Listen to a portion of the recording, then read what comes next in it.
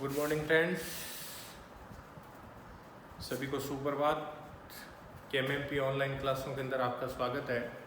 Class 11th के अंदर अपने पास यूनिट फर्स्ट चल रहा था, बेसिक कंसेप्ट ऑफ केमिस्ट्री के बारे में अपन लोग पढ़ रहे थे। इसके अंदर आपके इससे पहले वाली जो क्लास हुई थी उसमें रासायनिक संयोग के नियम आपको पढ़ाए गए थे, आपने पढ़े थे। अब इसके छोटे छोटे टॉपिक है वो पार्ट के अंदर अपन लोग आगे पढ़ेंगे।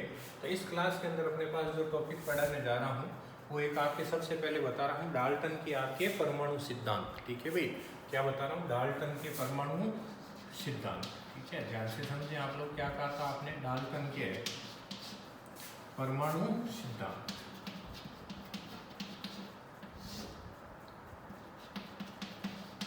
डाल्टन के परमाणु सिद्धांत। देखिए, डाल्टन के परमाणु सिद्धांत के अंदर 5-7 पॉइंट आते हैं, उनको बड़ा ध्यान से समझना है। तो सबसे पहले तो बता देता हूँ, डाल्टन के ये परमाणु जो सिद्धांत ये लगभग दिए गए थे आपके 1803 के अंदर। ठीक है, डाल्टन ने परमाणुवाद संबंधी क्या परमाणु सिद्धांत जो दिए थे वो कब दिए थे? 1803 के अंदर दिए थे। अब इसके अंदर कुछ एक पॉइंट है, ठीक है ना, वो आपको बता रहा हूँ। सबसे पहली बात, डाल्टन ने क्या कही थी अपने परमाणु संरचना के सिद्धांत के अंदर? डाल्टन ने यह कहा था कि प्रकृति का सबसे जो सूक्ष्मतम कण है, ठीक है, वो कौन होता है? परमाणु है। क्या कहा इसने? प्रकृति का सबसे सूक्ष्मतम कण कौन है? परमाणु होता है। ठीक है भाई, प्रकृति का सबसे सूक्ष्मतम कण कौन है? आपका परमाणु है। ठीक है भाई, सबसे सूक्ष्मतम कण कौन है? परमाणु आपके होता है। यानी प्रकृति का जो सबसे छोटा कण है वो किसे माना जाता है? परमाणु को आपके माना जाता है। एक बात। फिर दूसरी बात डाल्टन ने क्या कही आपके? दूसरी बात ये कही डाल्टन ने कि ये जो परमाणु होता है ये क्या होता है? अविभाज्य होता है। प्रकृति का सबसे सूक्ष्मतम कण परमाणु है। दूसरी बात डाल्टन ने अपनी संरचना के अंदर क्या कही? ये कही कि परमाणु क्या होता है? आपके अविभाज्य होता है। ठीक है ना, अविभाज्य मतलब इसे आगे विभाजित नहीं किया जा सकता। परमाणु क्या है?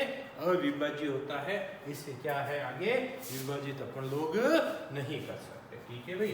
तीसरी बात अपने सिद्धांत के अंदर इसने क्या कही? डाल्टन ने ये कहा था कि किसी एक ही तत्व के जो सभी परमाणु हैं वो क्या होते हैं? समान होते हैं। क्या कहा इसने? किसी एक ही तत्व के सभी परमाणु क्या होते हैं? आपके समान होते हैं। ठीक है भाई, सभी परमाणु क्या है? समान होते हैं। जैसे कार्बन है, ठीक है, कार्बन में जितने भी परमाणु होंगे वो क्या होंगे? आपके समान होंगे। तो किसी एक ही तत्व के सभी परमाणु क्या होते हैं? समान होते हैं। तीसरी बात इसने ये कही कि अलग अलग तत्वों के जो परमाणु क्या है वो अलग अलग होते हैं। ठीक है, तीसरी बात क्या कही अपने संरचना के सिद्धांतों के अंदर कि अलग अलग तत्वों के परमाणु भी क्या होते हैं? आपके अलग अलग होते हैं। ठीक है भाई, परमाणु भी क्या है? आपके अलग अलग होते हैं। ठीक है, यानी जैसे कार्बन के परमाणु अलग हैं, जैसे नाइट्रोजन के परमाणु क्या होंगे? अलग। तो अलग अलग तत्वों के परमाणु भी क्या होते हैं? आपके अलग अलग आपके होते हैं। ठीक है, ये संरचना की कितने लगभग 4 बातें हो गई। और बताना चाहें तो ये कह सकते हैं परमाणु अत्यधिक सूक्ष्म होने के बावजूद भी रासायनिक सहयोग में क्या कर सकता है? भाग ले सकता है। क्या कहा इसने? परमाणु अत्यधिक सूक्ष्म होने के बावजूद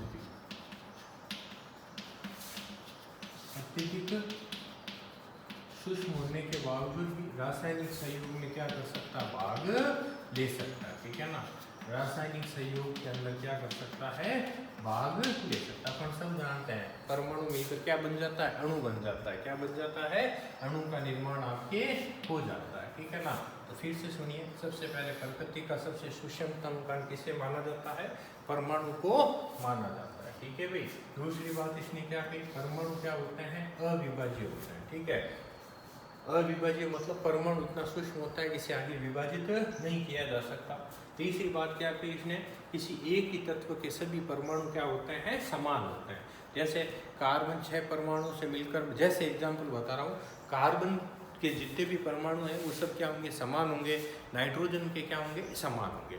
लेकिन अलग अलग तत्वों के परमाणु, जैसे कार्बन के परमाणु अलग है तो नाइट्रोजन के अलग है, अलग अलग तत्वों के परमाणु भी क्या होते हैं? आपके अलग अलग होते हैं। अब अगली बात इसमें क्या गई, परमाणु अत्यधिक सूक्ष्म होने के बावजूद भी रासायनिक संयोग में भाग ले सकता है, ठीक है ना। छठी बात आपको बता रहा हूँ, परमाणु को किसी भी भौतिक या रासायनिक परिवर्तन द्वारा उत्पन्न या नष्ट नहीं किया जा सकता। परमाणु को किसी भी फिजिकल या रासायनिक परिवर्तन द्वारा उत्पन्न या नष्ट नहीं किया जा सकता, ठीक है ना। किसी भी भौतिक परिवर्तन या रासायनिक परिवर्तन द्वारा उत्पन्न या नष्ट नहीं कर सकते। लेकिन आपको जानकारी के लिए बता देता हूँ, डाल्टन के जो परमाणु संरचना सिद्धांत दिए गए थे, इनमें बहुत सी कमियां थी, ठीक है। इन कमियों को दूर करने के लिए आगे बहुत से साइंटिस्ट हुए। जैसे डाल्टन के बाद आपको जब यूनिट 2 पढ़ाया जाता परमाणु संरचना, उसमें जे थॉमसन की परिकल्पना आएगी, रेदरफोर्ड की परिकल्पना आएगी, नील्स बोर की परिकल्पना आएगी, समरफील्ड की परिकल्पना आएगी, ठीक है ना। तो उसमें आगे धीरे धीरे अपन परमाणु की संरचना के संबंध में पढ़ते जाएंगे। बेसिकली जनरल जानकारी आपके डाल्टन ने ये दी थी, अपने ये 6 पॉइंट इसने दिए थे। तो इसी परिकल्पना में सुधार करने वाले कौन थे, नील्स बोर है, रेदरफोर्ड है, जे थॉमसन वगैरह, उन्होंने क्या किया था, इसमें सुधार किया था, ठीक है भाई। तो ये थे डाल्टन की परमाणु संरचना के सिद्धांत। 5-6 पॉइंट है, ये जनरल पॉइंट याद रख सकते हैं। प्रकृति का सबसे सूक्ष्म कण परमाणु अविभाज्य होता है, एक ही तत्व के सभी परमाणु समान होते हैं, अलग अलग तत्वों के परमाणु भी क्या होते हैं, अलग अलग होते हैं। और परमाणु अत्यधिक सूक्ष्म होने के बावजूद भी रासायनिक अभिक्रियाओं में, रासायनिक संयोग में क्या कर सकता है, भाग आपके ले सकता है, ठीक है भाई। तो ये तो होता है डाल्टन के परमाणु संरचना के सिद्धांत। अब इस क्लास के अंदर एक और चीज आपको पढ़ाने जा रहा हूँ, आप फिजिक्स में भी पढ़ेंगे इस बात को, इसलिए थोड़ा ध्यान से समझें, ठीक है भाई। वो पढ़ा रहा हूँ आपके सार्थक अंक, किसके बारे में बात कर रहे हैं, ये बाकी रह गया था आपकी परिशुद्धता यथार्थ या रसायन विज्ञान के मापन के अंदर।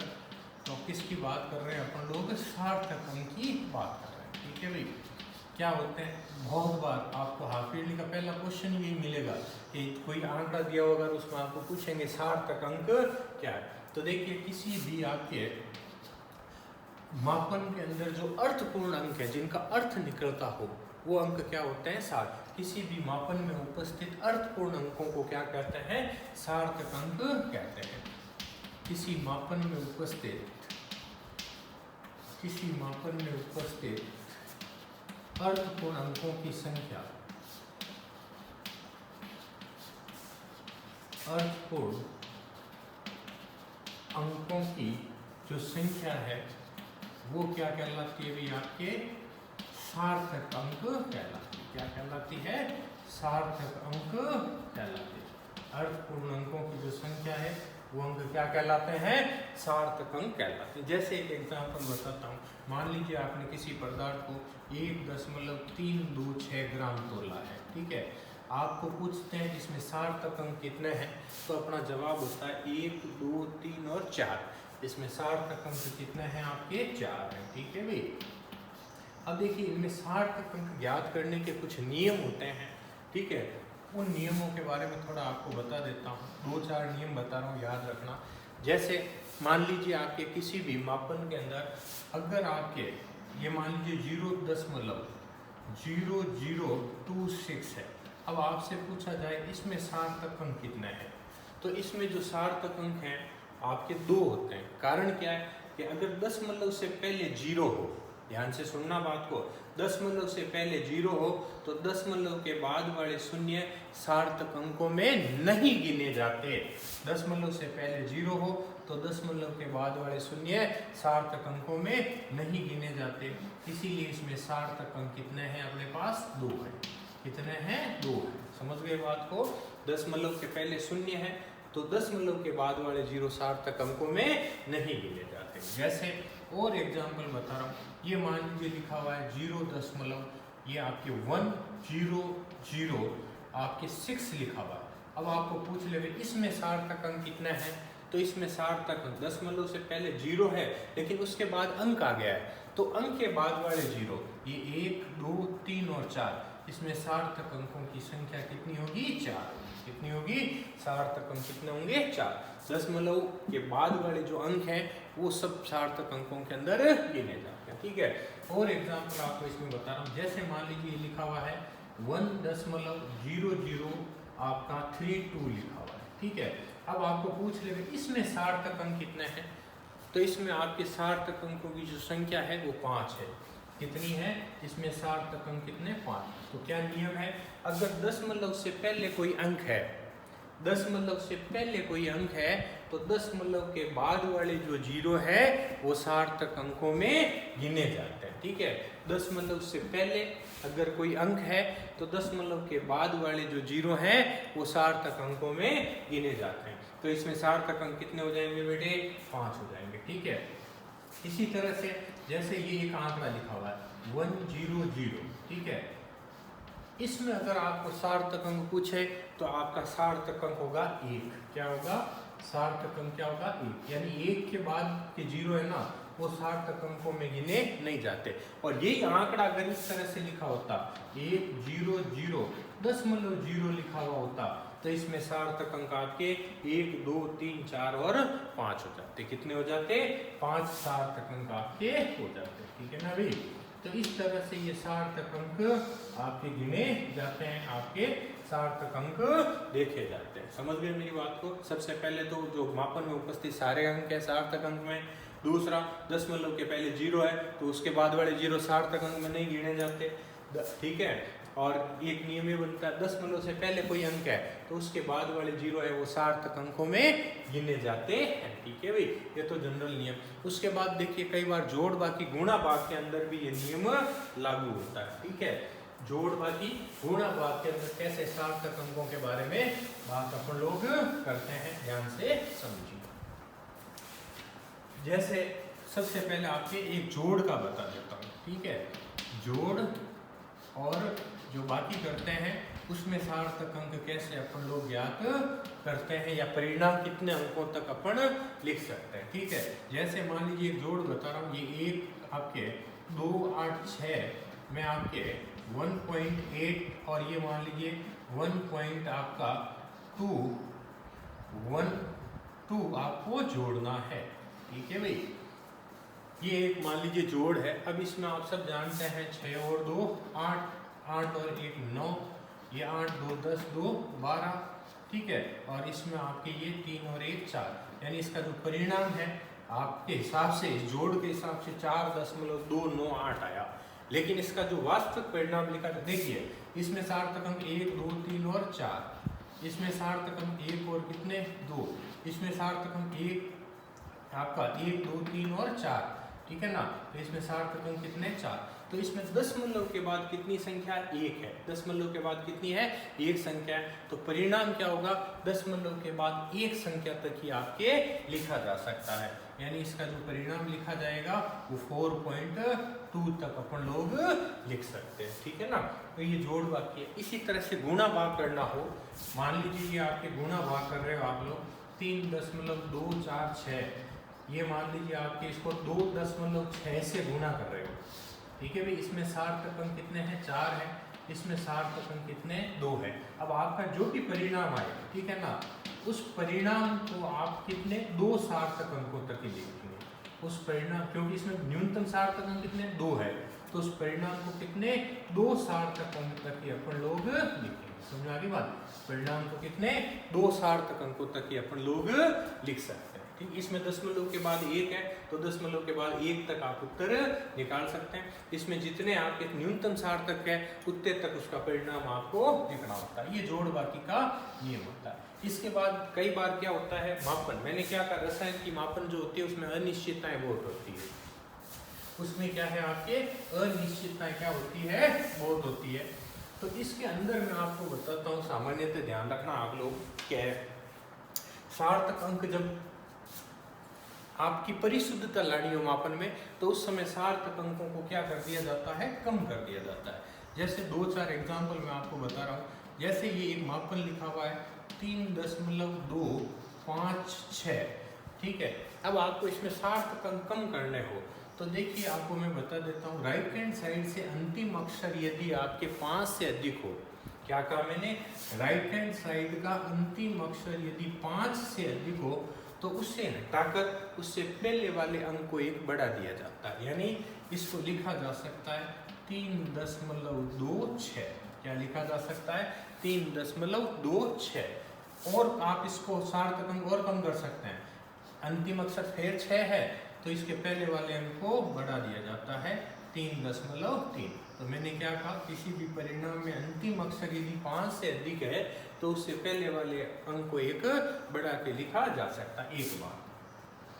दूसरी बात बताऊं, यदि परिणाम के अंदर, मापन के अंदर यदि अंतिम अंक 5 से कम है, अंतिम अंक क्या है 5 से कम है, तो क्या किया जाता है, आपके उससे पहले वाले परिणाम को क्या है एज इट इज लिखा दिया जाता है, कोई परिवर्तन नहीं किया जाता। यानी इसको आप लोग 3.32 ही लिखेंगे। आगे बात समझ में, 5 से कम है तो उसको क्या लिखेंगे 3.32 ही अपन लोग लिखेंगे। 5 से ज्यादा है तो एक बढ़ाएंगे, 5 से कम है तो बढ़ाएंगे नहीं, एज इट इज लिख देंगे।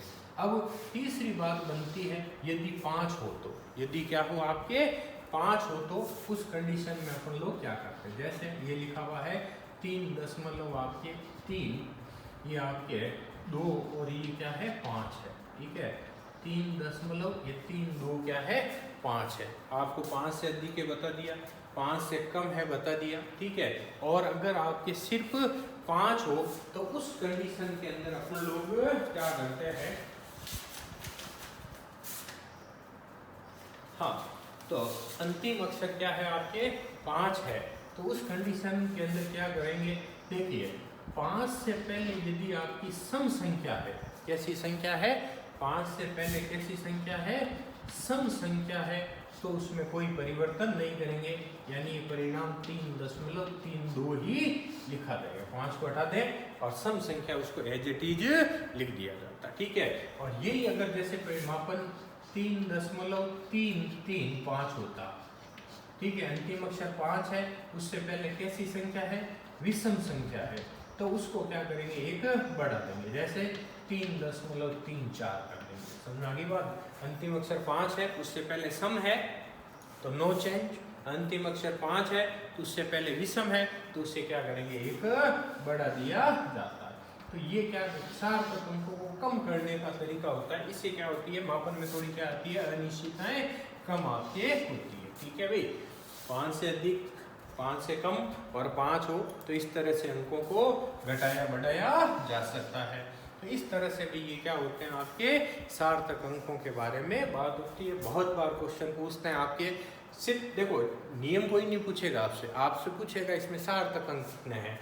जैसे 2-4 उदाहरण लेके आपको और बताता हूँ, ठीक है। जैसे मान लीजिए आपको कह दिया, सवाल सिर्फ भी इतना ही आएगा जो मैं बता रहा हूँ।